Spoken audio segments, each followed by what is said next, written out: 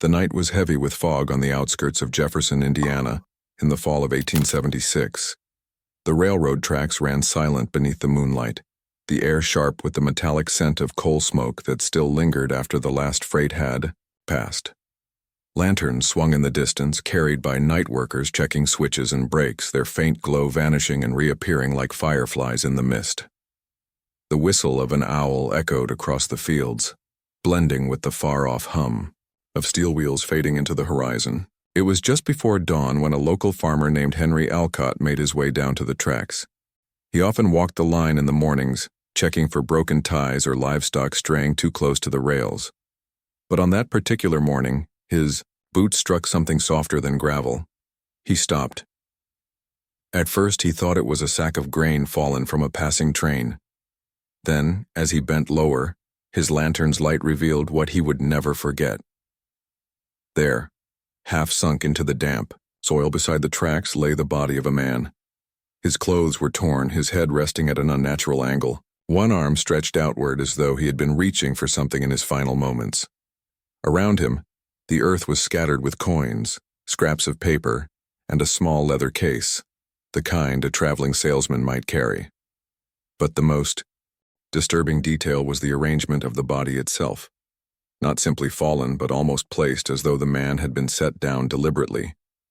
His eyes stared upward into the void of the fog, unblinking. Alcott staggered back, nearly dropping his lantern. He knew this man, at least by sight. The salesman had passed through Jefferson 2 nights earlier, selling pocket watches and hair, tonics at the town tavern.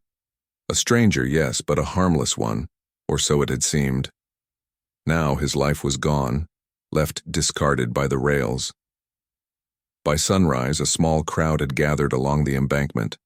Whispers spread quickly through the town. Some insisted it was an accident, that perhaps the man had slipped beneath the wheels of a train and crawled here before dying. Others noted that there was no blood on the tracks themselves, no evidence of such a fall. And then there was the missing pocket watch, the one the salesman had shown proudly in the tavern days before. The sheriff arrived, grim-faced, his deputy carrying a blanket to cover the corpse. They worked quietly, taking what notes they could, but even then the uncertainty lingered. Robbery seemed likely, and yet, who robs a man and leaves coins scattered across the ground? Why place the body so carefully, almost ritualistically, by the edge of the rail?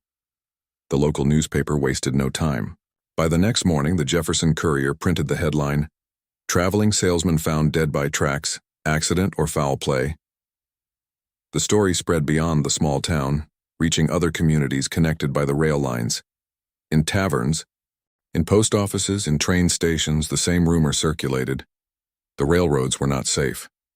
What the people of Jefferson could not know then was that this was not the first time such a body had been found. Months earlier, in another small town 2 counties away, a similar death had been discovered. A man laid out beside the rails, his belongings disturbed, his life cut short in the night. The authorities there had also whispered of an accident, or drunken misstep, or perhaps a botched robbery. Nothing had tied those deaths together. Not yet.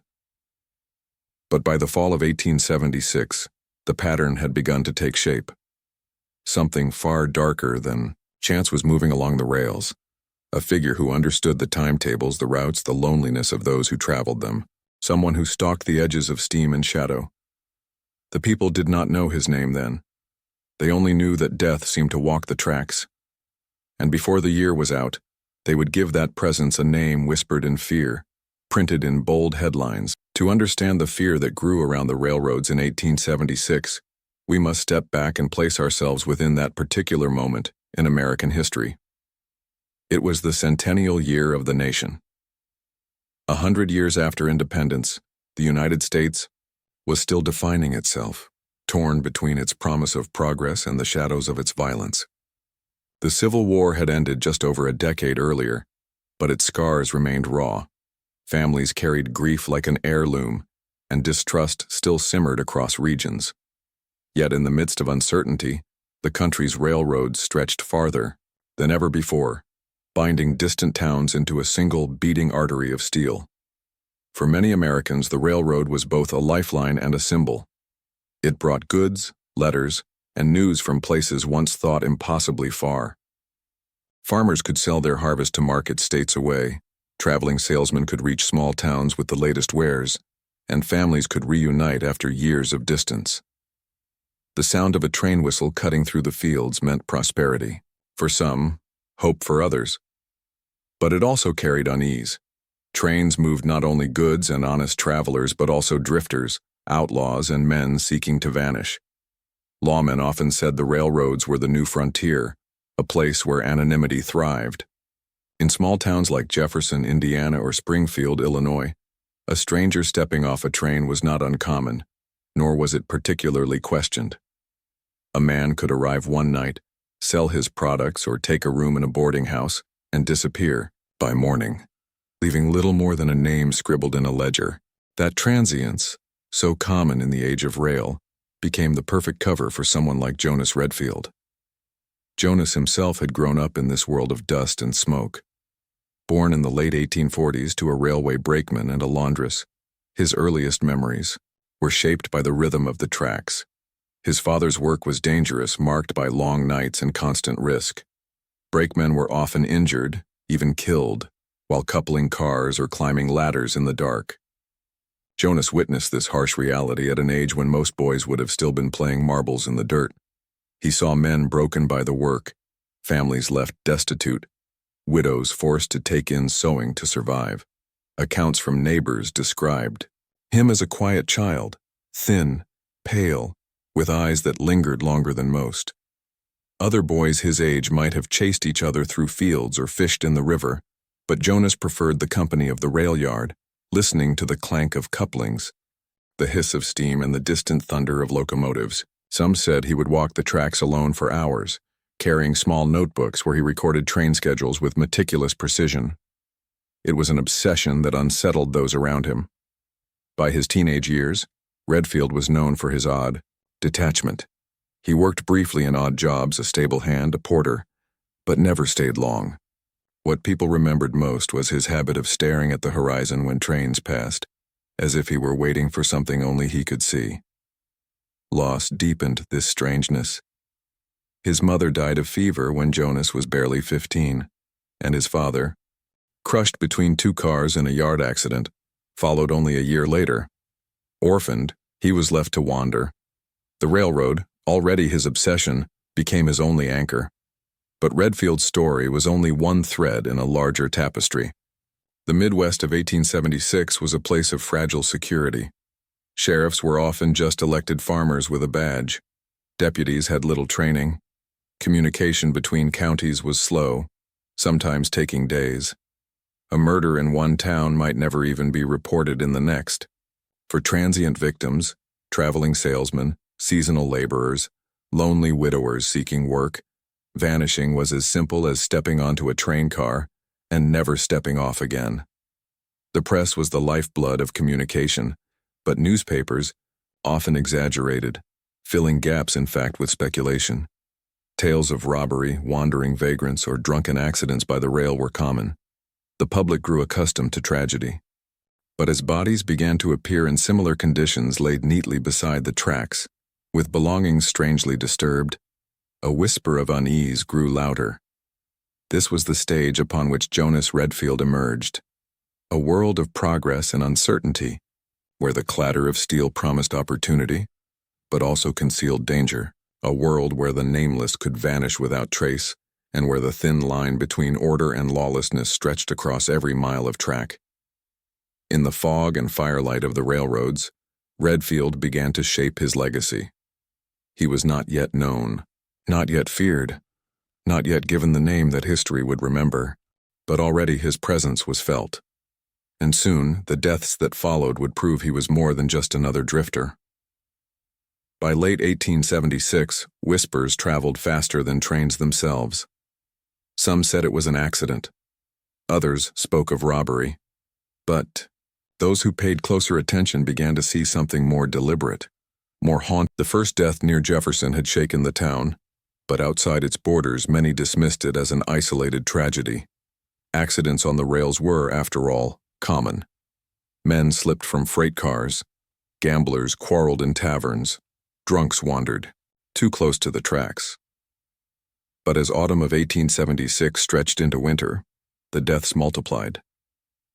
And slowly, an unsettling pattern came into focus. In Springfield, Illinois, only weeks after the Jefferson salesman was found, a body was discovered along a stretch of track just beyond the depot. The victim was a carpenter traveling west in search of work. His tools had been stolen, yet his coat remained neatly folded by his side. Witnesses recalled seeing him the night before at a boarding house, laughing over stew and ale. By morning he was gone. His body, like the salesman before him, lay in a strangely deliberate position, arms at his side, face turned upward to the sky. In another town, a mining settlement in southern Ohio, a laborer's corpse was found under near-identical circumstances. The man's boots were missing, though his wages were still in his pocket. One newspaper dared to ask the question others only whispered, "If this is theft, why does the thief not finish the job?" The victims seemed connected only by their solitude. They were men traveling alone, a salesman, a carpenter, a drifter, a farmhand. They rode trains seeking work, selling goods, or chasing fortune, their movements marked by no one but ticket clerks and innkeepers. Their anonymity made them easy prey, and yet the strange care with which the bodies were arranged suggested something more than robbery. It was as if Jonas Redfield wanted them found, and wanted the image of death to linger in the minds of all who looked upon it. One particularly chilling case unfolded in Bloomington, Indiana. A night watchman swore he saw a figure boarding a freight car just before midnight, a tall, thin man with a satchel slung over his shoulder. Hours later, as the train reached the edge of town, a scream pierced the darkness. By the time townsfolk arrived, the car was empty, the satchel discarded, and a body lay by the tracks. The victim, a drifter in his 40s, had been struck with blunt force. The watchman claimed he caught a glimpse of the attacker leaping from the car into the fog, but no arrest followed. The killer had vanished as quickly as he appeared. The public grew restless. Newspapers gave the deaths lurid attention, often more speculation than fact. The Cincinnati Gazette ran a headline declaring, "Murder stalks the rails, a fiend at large."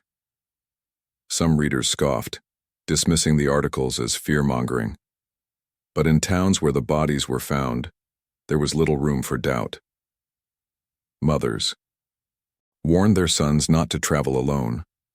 Boarding house owners grew cautious about renting to strangers, and every distant whistle of a locomotive seemed to carry a note of dread.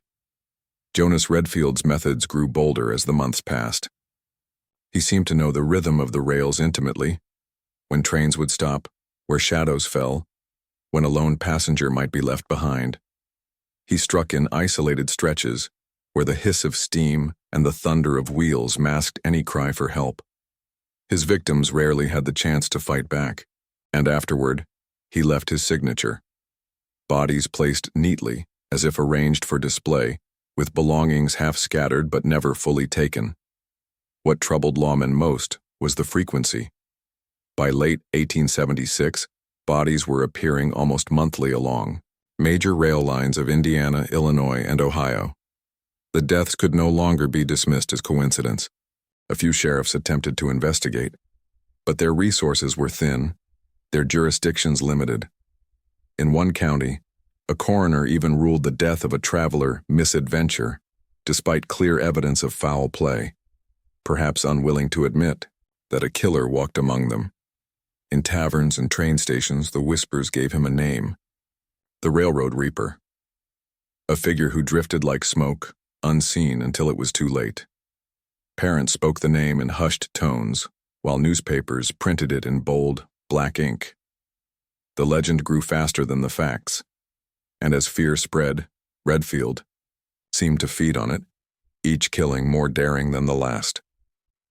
By December, the rails were no longer seen as a path of promise. For many, they had become corridors of fear. And with each discovery of another body beside the tracks, one truth became more certain: this was no accident of fate. This was the work of a man who knew the railroads better than anyone, a predator using progress itself as his hunting ground. And yet, The question loomed. How long could he remain unseen, moving among the trains like a ghost, before someone found the courage or the means to stop him? By the winter of 1876, fear had settled into the towns along the rail lines like the fog that clung to the tracks at night. Each new body found along the rails deepened the unease. Local sheriffs made arrests here, and there a drunk accused of brawling, a vagrant blamed for theft, but nothing held. The killings continued.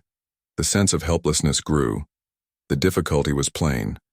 Law enforcement in the 1870s was fragmented. Each county had its own sheriff, each town its own constable. There was little coordination, no central database, no rapid way to connect crimes in Illinois with those in Ohio. A body discovered in Jefferson might never be tied to another found weeks later in Springfield. For Jonas Redfield, this patchwork of justice was the perfect shield. He moved along the rails, crossing boundaries, vanishing into new towns before suspicion could catch up. Yet, the newspapers would not let the matter rest.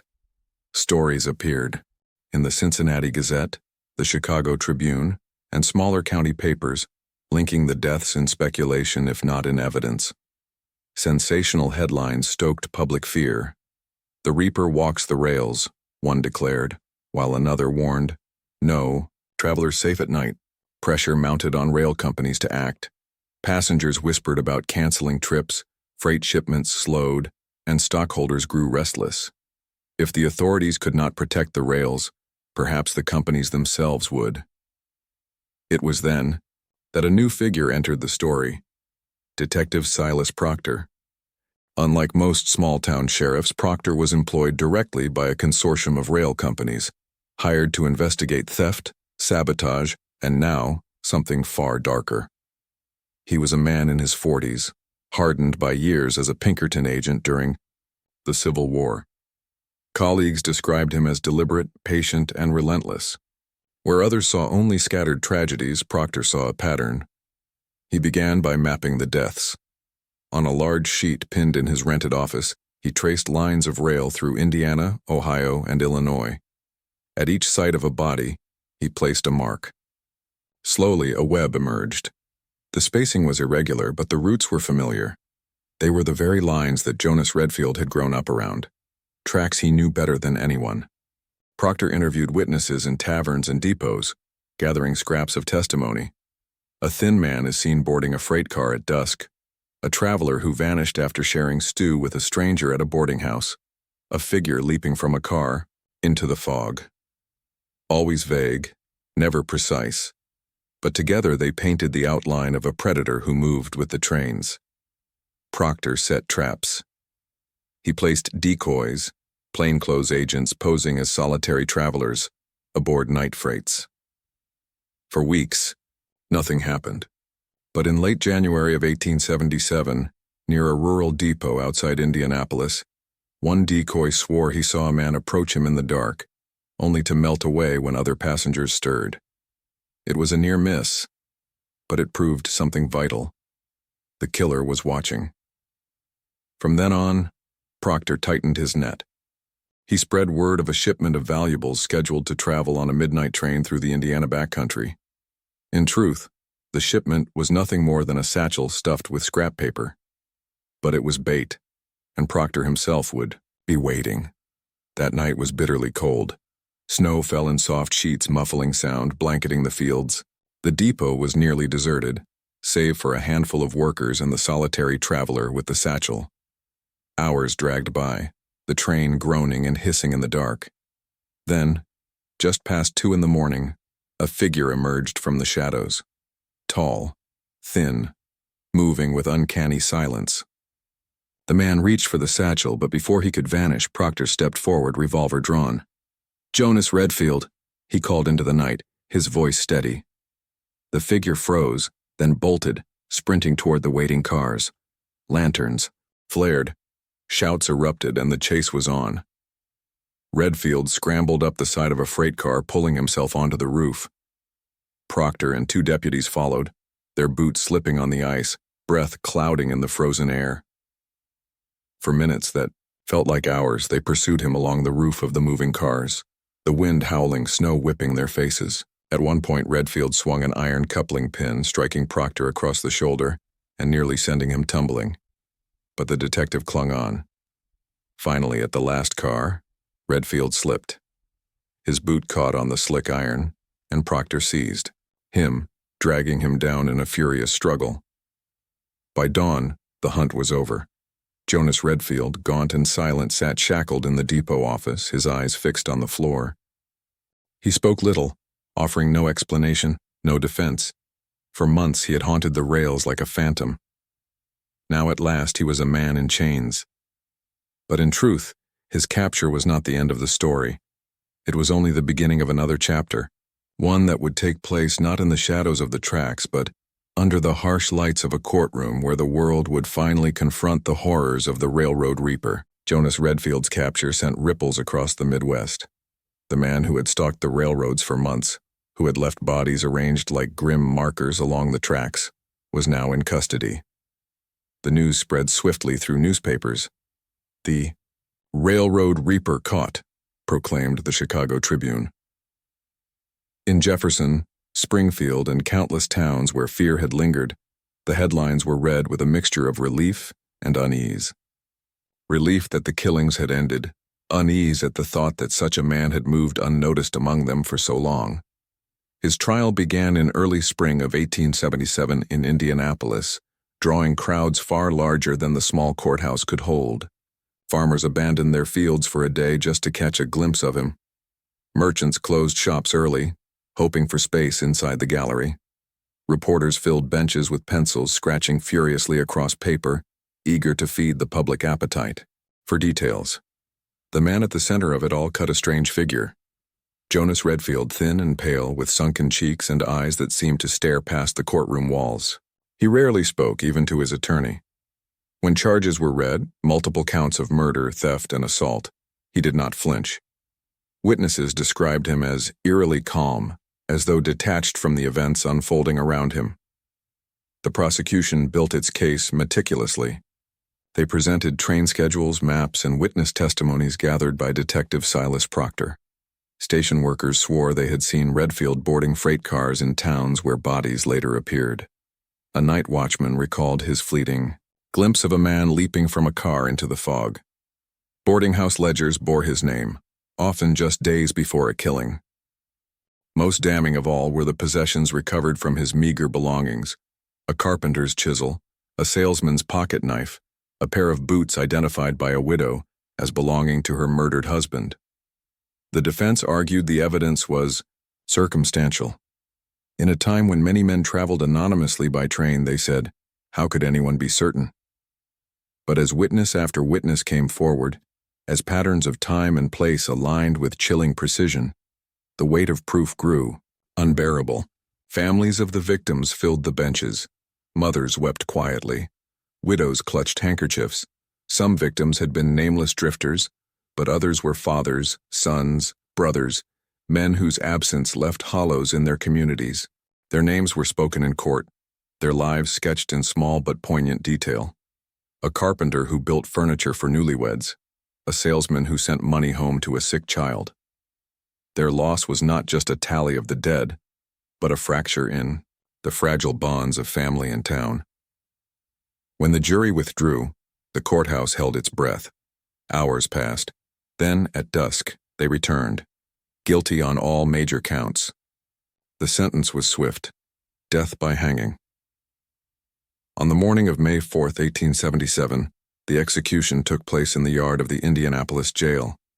A crowd gathered outside the high wooden walls, hundreds of them, straining to hear. Inside, Redfield walked calmly to the scaffold, his expression unreadable. Asked for final words, he gave none. The trap was sprung, and with it ended the life of the man they had named the Railroad Reaper. But though his body was buried in an unmarked grave, his shadow lingered. The newspapers carried the story far beyond Indiana. Rail companies tightened security, hiring more detectives, warning passengers not to travel alone at night. The public, once enamored with the romance of the rails, now carried a trace of fear each time a train whistle echoed in the dark. In the years that followed, legends grew. Some claimed Redfield confessed privately to dozens more murders than those proven in court. Others insisted he was part of a larger group of killers haunting the railways. No proof of either ever emerged, but the uncertainty itself ensured his story endured. For the towns along the lines where he struck, the memory remained sharp. In Jefferson, older residents would still tell children, half a century later, to beware the tracks at night, for that was where the Reaper walked. Today his name is largely forgotten outside of dusty archives and yellowed newspapers. But in 1876, Jonas Redfield was not just a man. He was a symbol of the darker side of progress, a reminder that even the engines of prosperity could carry shadows along their tracks. The legacy of the Railroad Reaper was not only the deaths he left behind, but the fear he carved into the heart of a nation still struggling to balance its future with its past. And though the trains kept running, though steel rails stretched ever further across the land, one lingering question remained. How many more had fallen into silence before anyone thought to give the darkness a name?